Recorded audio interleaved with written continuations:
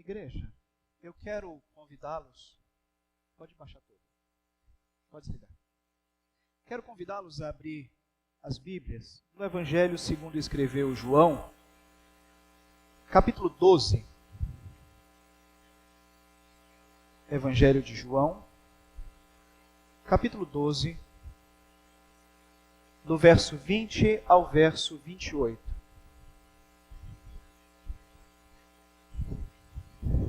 Todos acharam?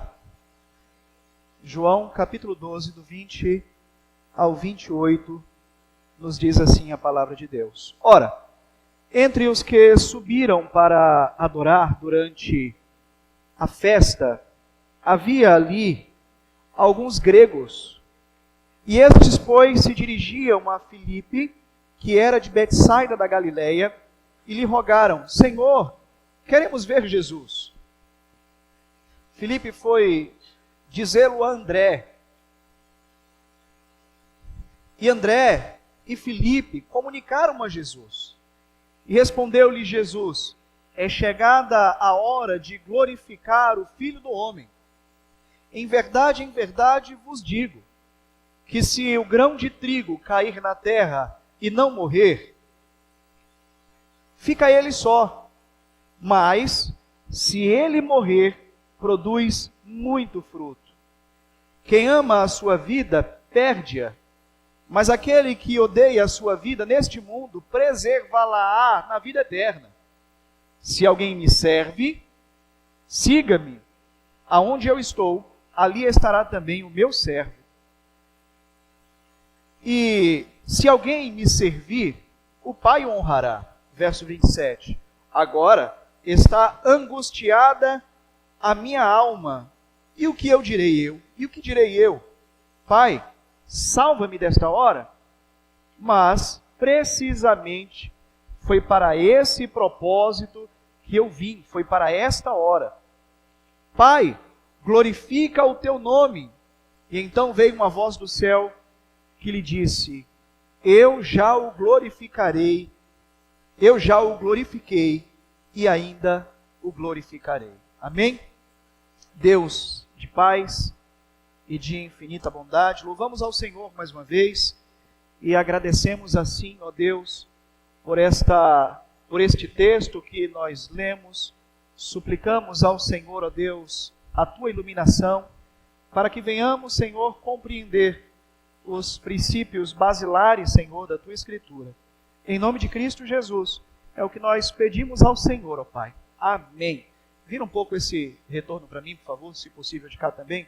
Meus amados irmãos, minhas irmãs, hoje pela manhã nós falamos um pouco sobre a situação que o apóstolo Paulo estava vivenciando ali em Roma e a sua conversa, o seu diálogo com a igreja de Filipos, aonde ele expressou para a igreja de Filipos o seu desejo e a sua necessidade.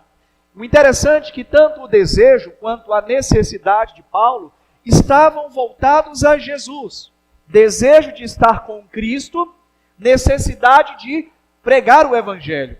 E quando nós lemos esse texto aqui, de João, capítulo 12, verso 20 ao verso 28, nós vemos Jesus vivenciar esse mesmo princípio ao dizer: Senhor, eu vim exatamente para esta hora, eu vim exatamente com este propósito, ainda que esse propósito seja dolorido, ainda que este propósito traga determinado desafio para a minha vida. Mas foi com este propósito que eu vim. Foi com este objetivo, o qual Deus Pai determinou sobre a minha vida, o qual os profetas do Antigo Testamento apontaram sobre a minha vida, e eu estou aqui para cumprimento deste propósito. Convido aos irmãos a imaginarem um filme que você já assistiu, ou que você ainda deseja assistir. É certo que este filme ele começa sem muita pretensão. Esse filme começa sem muita empolgação. Mas com o passar do tempo, com o desenrolar de todo o seu roteiro, ele começa a apresentar sinais de quem de fato é o protagonista, de quem de fato é o personagem principal, de que objetivo é toda a sua história e aonde ela culminará. Assim, meus irmãos e minhas irmãs, é a nossa história. A nossa história é como um filme.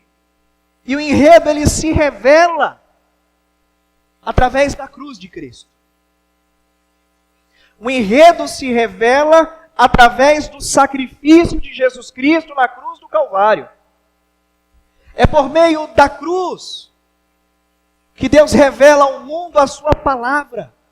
É por meio da cruz que Deus revela ao mundo o seu principal instrumento de autorrevelação. É por meio do sacrifício de Jesus Cristo na cruz, é onde Ele revela a sua glória, é onde Deus revela a sua justiça, é onde Deus revela o seu amor na figura do teu Filho amado Jesus, que disse essas palavras: para esse objetivo é que eu fui enviado. Lembramos das suas palavras, momentos antes de Jesus ser pego ali, no Getsemane, onde em sua oração ele diz: Pai, se possível, passa de mim esse cálice. Todavia, que a minha vontade não prevaleça, mas a tua. Voltando um pouco à mensagem da manhã, nós vemos aí o princípio do desejo e da necessidade. Jesus está dizendo: Senhor, o meu desejo é sair desta condição, mas eu compreendo que é necessário com que eu passe por toda esta dor, para que este povo tenha a oportunidade, para que este povo tenha a chance de mais uma vez comungar contigo, Senhor, desenvolver comunhão com o Senhor. E esta comunhão, ela é revelada por meio da cruz. A cruz, ela revela a glória de Deus. A palavra doxa, meus irmãos e minhas irmãs, foi traduzida como glória, mas também tem um sentido muito amplo, tem um sentido muito mais profundo: fama, reputação, esplendor, fulgor e também glória. No Antigo Testamento, a glória de Deus, ela se revelava por meio da natureza. Quando nós vemos, por exemplo, Salmo de número 191, no primeiro versículo,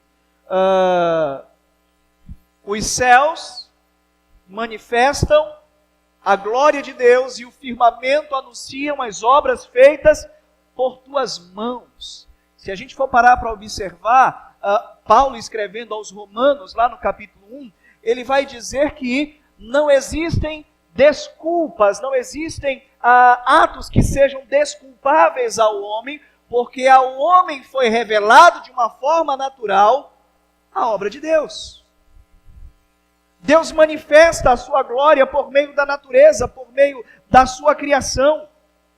Mas já no Novo Testamento, a glória, ela é totalmente associada a Jesus Cristo. Não mais simplesmente pela natureza, mas agora por meio da cruz de Cristo, por meio de Jesus. João, capítulo 1, verso 14, ele diz: o Verbo se fez carne e habitou entre nós, cheio de graça e de verdade, e nós vimos a sua glória como a glória do unigênito do Pai. Percebe como não mais simplesmente esse poder maravilhoso de Deus está relacionado à natureza, mas agora diretamente relacionado ao teu Filho amado Jesus. Jesus aqui, meus irmãos, está se referindo à morte como ato de glorificação de si mesmo na pessoa do Pai. Hebreus capítulo 1, verso 3, ele é o resplendor da glória de Deus. Jesus é a glória de Deus, Jesus é a representatividade da glória de Deus aqui para nós. E ninguém expressa de forma melhor o brilho de Deus do que Ele mesmo. Jesus Cristo, Ele disse que é o próprio Filho de Deus, de que Ele é o próprio Deus. João capítulo 12,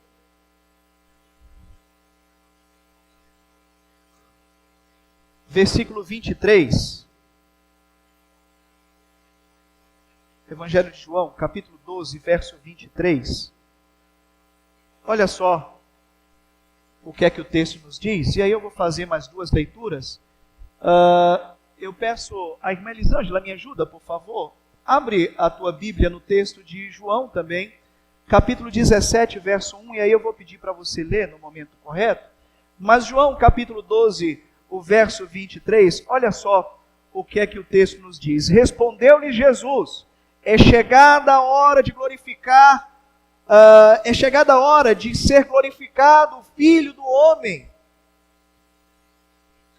O capítulo 30, capítulo 13, do verso 30 ao verso 32, olha só o que também nos diz. E tendo recebido o bocado, saiu logo, e já era noite. Aqui está falando de Judas. E quando ele saiu, disse a Jesus: agora foi glorificado o Filho do Homem, e Deus foi glorificado nele. Verso 32. E se Deus foi glorificado nele, também Deus o glorificará nele mesmo, e glorificá-lo-á imediatamente. Capítulo 17, verso 1, me ajuda, minha irmã, por favor? Isso.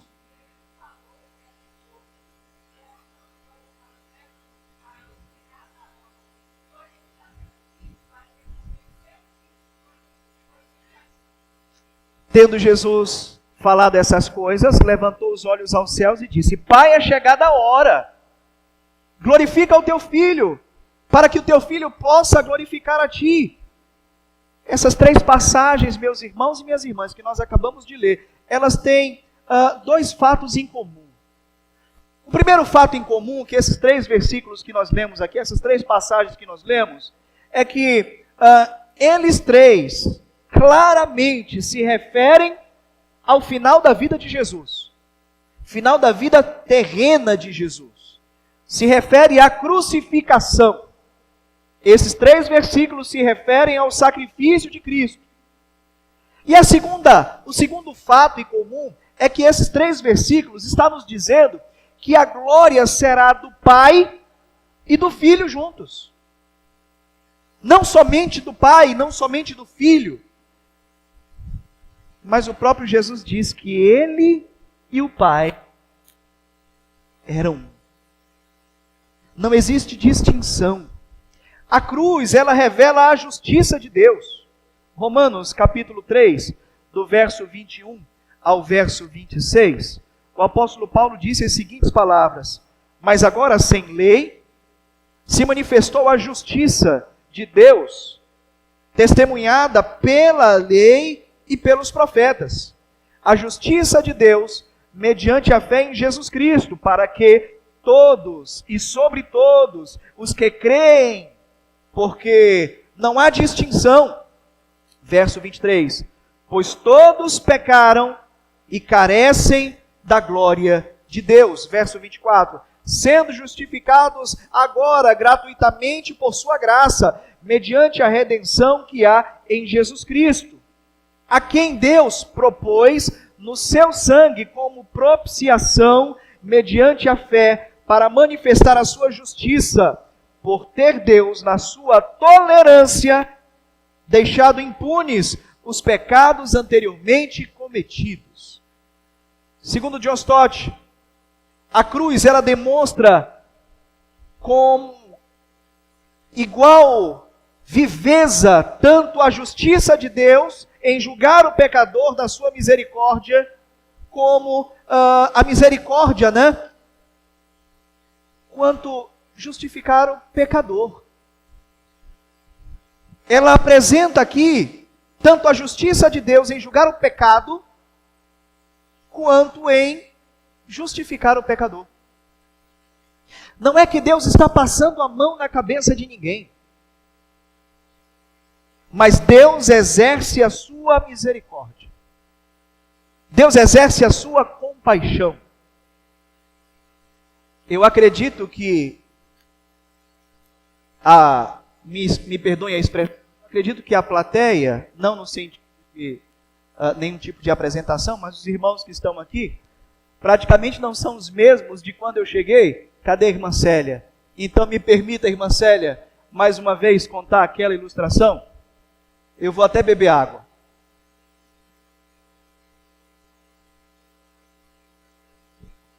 Como é que a gente consegue entender essa relação de Deus em condenar o pecado e justificar o pecador? A irmã Elisângela, me permita? Chega no final de semana, prepara aquele bolo de chocolate e chega para Rian não, cadê Rian? Para Renan. E diz para Renan assim, olha, tem um bolo de chocolate dentro da geladeira, você não vai comer, porque eu estou guardando para a festa da MCM. Ou melhor, porque eu estou guardando para o café da comunhão na quinta-feira. Se você comer deste bolo, o que é que vai acontecer? Eu vou lhe dar 10 bolos na mão. Mas não é bolo de comer não, tá? É bolo de palmada. E aí a irmã Elisângela vai dar um passeio, sai de casa e quando retorna, o bolo só está pela metade. E ela começa a procurar quem é.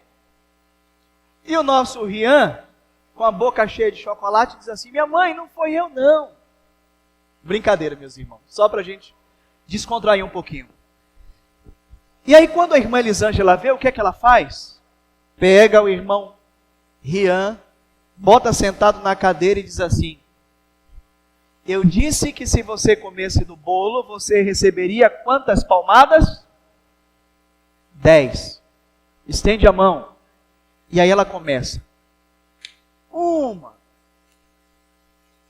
2, mas não é palmada assim não, viu irmãos? É palmada para valer. 3, e o irmão Rian já está chorando os tubos com essas palmadas. Aí ela diz assim, vira a outra mão agora. Aí o irmão Rian vai lá e dá outra mão. Ela, 4, 5, 6. Toma aqui, R$10 e vai ali tomar um sorvete. Tem alguma coisa estranha nessa história.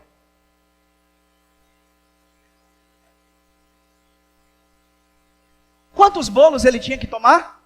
Mas ele tomou quantos? Mas por que ele tomou 6? O certo seriam 10. Mas ela só deu 6. Isso é misericórdia. Nós merecemos, mas Deus, pela sua infinita misericórdia, Ele não nos concede. Nós somos merecedores da ira de Deus, diz a palavra do Senhor. Mas as misericórdias do Senhor são a causa de nós não sermos consumidos. E então a irmã Elisângela exerce sobre o seu filho misericórdia. Olha a ideia da justiça de Deus. Olha a ideia da distância que Deus tem do pecado, mas o processo que Deus utiliza para que o homem seja justificado. Mas ainda tem mais alguma coisa estranha nessa história. O que é que está estranho aí? Só os irmãos que já ouviram a história 50 mil vezes aqui na igreja não podem opinar. Mas o que é que está de estranho na história? Os R$10 por sorvete. O que é isso, gente? Isso é graça. Ele merecia o sorvete? Não. Mas mesmo sem merecer, a mãe o concede. Nós merecemos a graça de Deus. Nós não somos merecedores. Mas Deus é aquele que derrama sobre nós a sua graça, que derrama sobre nós a sua misericórdia, que derrama sobre nós a sua compaixão. É por isso que John Stott aqui está dizendo que a cruz demonstra de igual viveza tanto a justiça de Deus em julgar o pecado, quanto a misericórdia dele em justificar aquele que comete pecado. Ele derrama sobre nós tanto a sua graça, quanto a sua misericórdia. Diante dos questionamentos. Aonde está a justiça de Deus no mundo? Por que os ímpios prosperam? E por que os justos sofrem? Ouvimos muito isso, né? A humanidade, ela tem procurado sinais de justiça, mas elas não têm encontrado, porque elas só veem as calamidades. Me perdoe a expressão, elas só veem as desgraças. John Stott nos lembra, meus irmãos e minhas irmãs, que a Bíblia nos aponta, a Bíblia nos responde de dois modos. Se quisermos entender por que é que os justos sofrem, por que é que os ímpios prosperam, e por que é que muitas vezes, aparentemente, Deus não age contra as injustiças e as calamidades desse mundo, John Stott vai dizer: olhemos para o juízo final, aonde todos os pecados serão finalmente tratados pelo Senhor, e olhemos também para o juízo que foi decisivamente realizado na cruz do Calvário. Mateus capítulo 16, versículo 27. Evangelho de Mateus, capítulo... Vou pedir ajuda da igreja, para a gente fazer mais rápido. Mateus capítulo 16, verso 27. Um outro irmão, por favor. A irmã Elisângela, Mateus 16, 27. A irmã Leoni, por favor. 2 Coríntios capítulo 5, verso 10. A irmã Uiara, 1 Pedro capítulo 1, verso 17. Mateus capítulo 16, verso 27. Elisângela.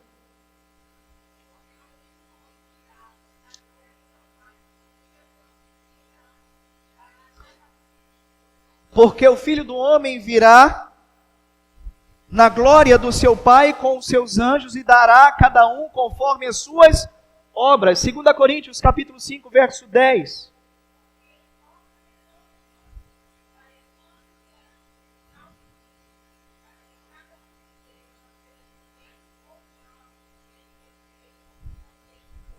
Cada um de nós estaremos diante do tribunal de Cristo e receberemos conforme as nossas obras. 1 Pedro, capítulo 1, verso 17.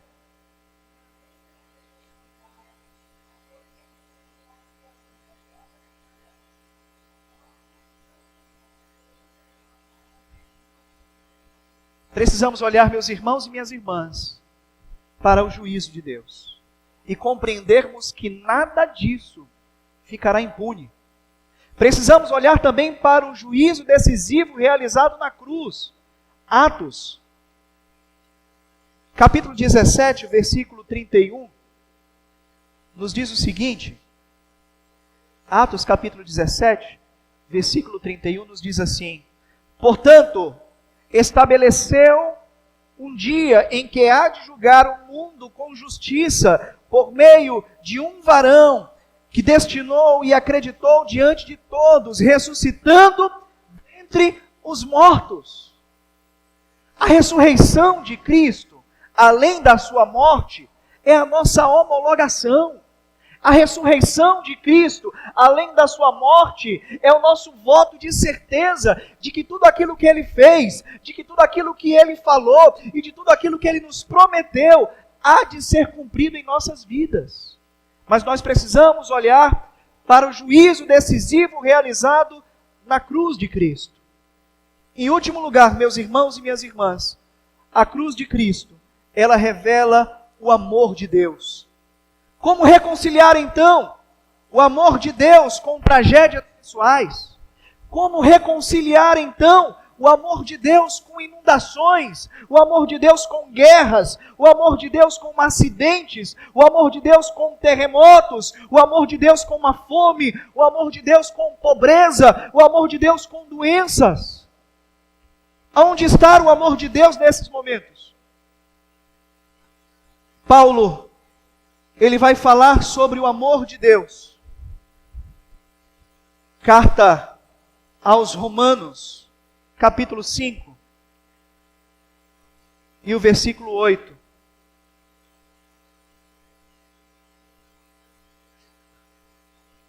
Mas Deus, Ele prova o seu amor para conosco, pelo fato de Cristo Jesus ter morrido por nós, sendo nós ainda pecadores. Aqui está o amor de Cristo. O amor de Deus, ele é evidenciado na cruz.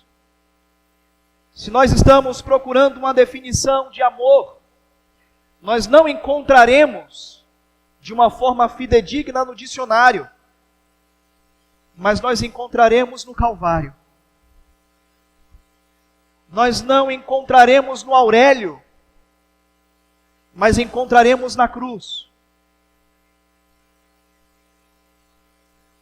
Você pode afirmar que os questionamentos, eles não são respondidos.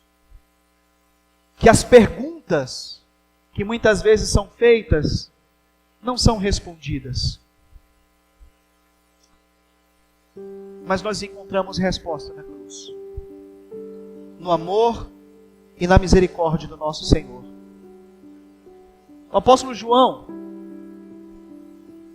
escrevendo a sua primeira carta, ele também vai nos falar sobre esse amor de Deus. João,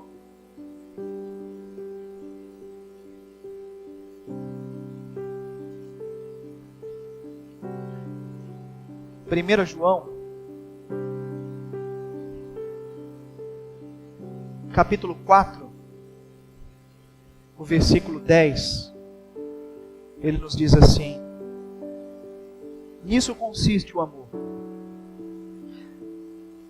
não em que nós tenhamos amado a Deus, mas em que Ele nos amou e enviou o Seu Filho como propiciação pelos nossos pecados.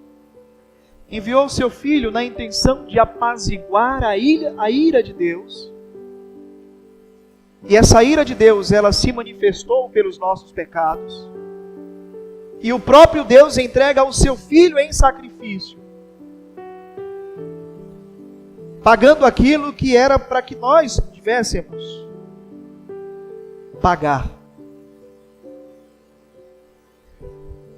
O valor, meus irmãos, do dom do amor, ele é medido tanto pelo que ele custa, quanto por aquilo que ele dá. John Stott, ele disse as seguintes palavras: quando nós olhamos para a cruz, nós vemos a justiça.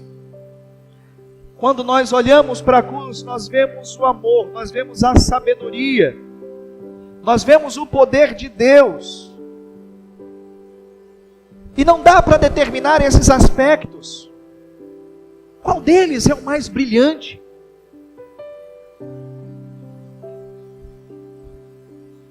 Será a justiça? Será o fato de Deus julgar o pecado? Será o amor ao levar-se o castigo em seu corpo, em nosso lugar? A cruz, ela não faz essa distinção, mas pelo contrário, de igual forma, ela é um ato de demonstração do amor e da justiça de Deus. A cruz, ela nos assegura que esse Deus que nós servimos é toda a realidade, por trás de todas as coisas, por trás de toda a criação e por trás da nossa própria existência. Nós vivemos nessa dimensão do amor de Deus. E para que nós possamos compreender, nós precisamos olhar para a cruz. Nós precisamos olhar para o sacrifício. Nós precisamos olhar para a dor sofrida por Jesus e pelo seu sangue que foi derramado ali no Calvário.